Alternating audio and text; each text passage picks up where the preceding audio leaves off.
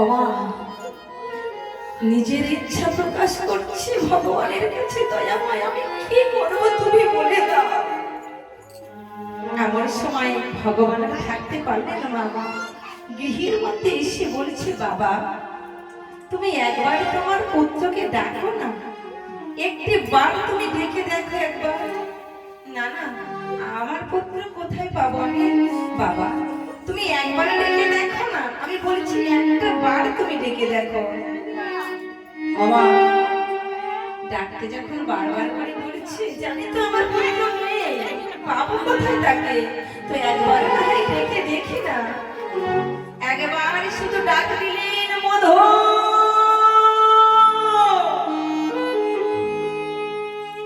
মধু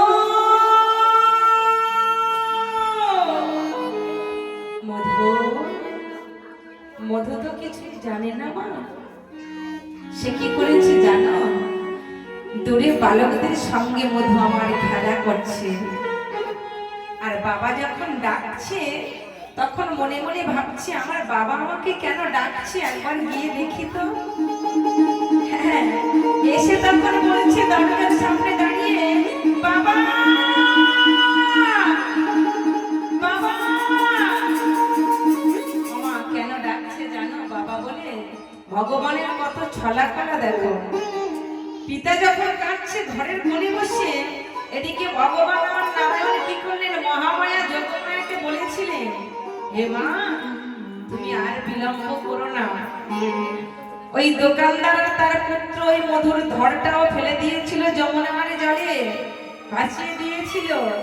তুমি এক কাজ করো মা গো, ওই মধুর ধর একদিকে ভাসছে আর মস্তক আরেকদিকে ভাসছে, তুমি ওই ধরেতে মস্তকখানে তুমি দাও, তুমি তার দেহটা পূর্ণ করে দাও, আমি দেহের মধ্যে প্রাণ সঞ্চয় করে দেব।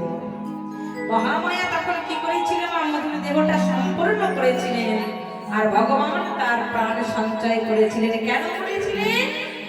নারদ বলেছিল নারায়ণের কাছে যে, প্রভু আমি জানি আমার মনে বড় অহংকার ছিল যে আমার মতো এই ত্রিজগতে কেউ তোমাকে ডাকতে জানে না, আজ আমি স্বীকার করলাম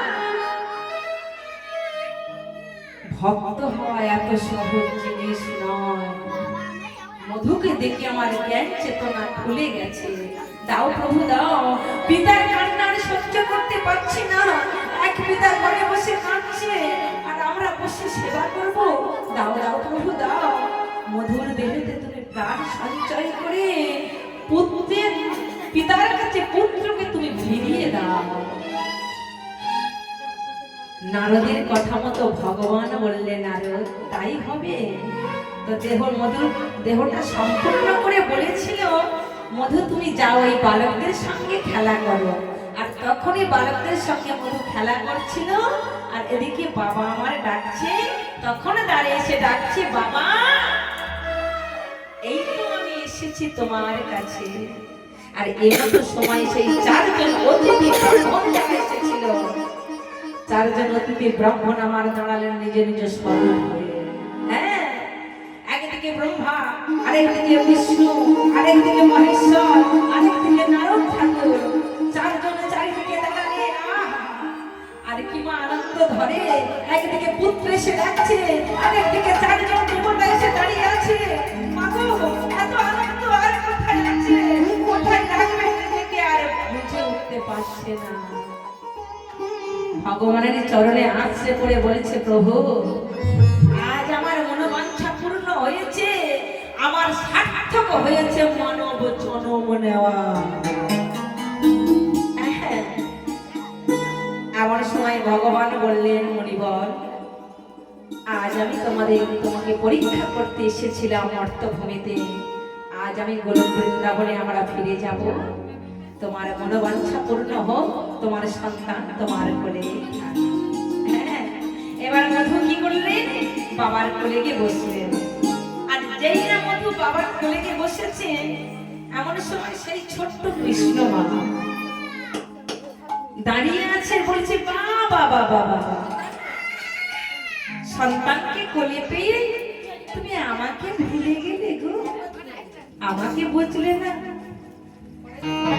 এমন সময় মা শান্তিপর উনি বলে উঠলেন, এই কৃষ্ণ, আয় না বাবা, আয় আমার কাছে আয়। একদিকে আমার মধুকে নেব, আর একদিকে তোকে নেব। আমি যে বাবা, আমি সবার বাবা। আয় না খোকা, আমার কাছে আয়। এই বলে মা তাহলে কি করছে মা? এমন সময় কৃষ্ণ এসেছে বৃন্দাবনে।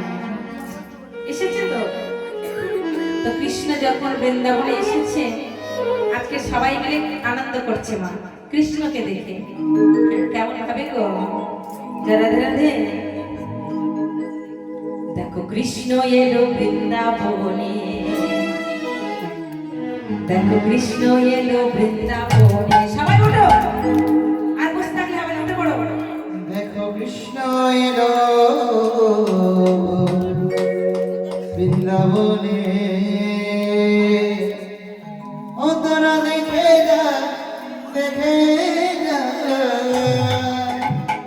দেখে যা জানে জানে। আজি কৃষ্ণ এলো বৃন্দাবনে,